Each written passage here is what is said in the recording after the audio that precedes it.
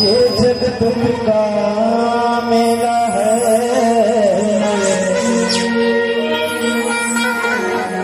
चाहे भीड़ पड़े अंबर पर, उड़ना तुझे अकेला है।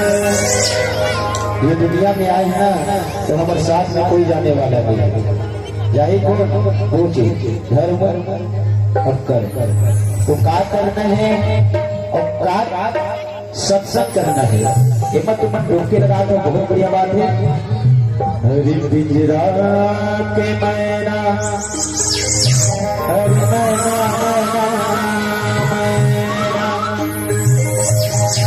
ये उड़ा जाएगा, उड़ा जाएगा,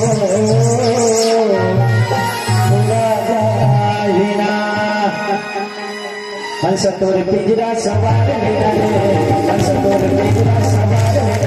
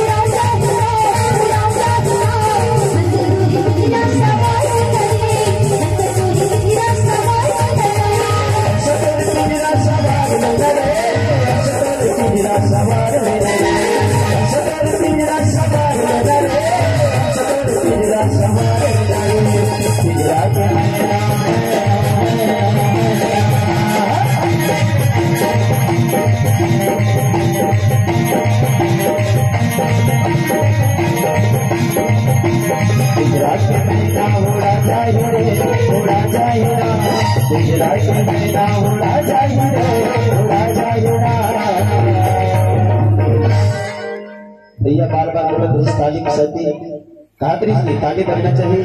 वह गाँव नहीं जहाँ पर गंदे पड़ने के लिए नाली न हो, वह बाग नहीं जहाँ पर फूल छोड़ने के लिए माली न हो, वह सुहागन स्त्री नहीं जिनकी मांग बड़ा लाने न हो, और वह धर्म मंच नहीं जे बाकी बिहारी के नाम पर जयकारा उतारे न हो।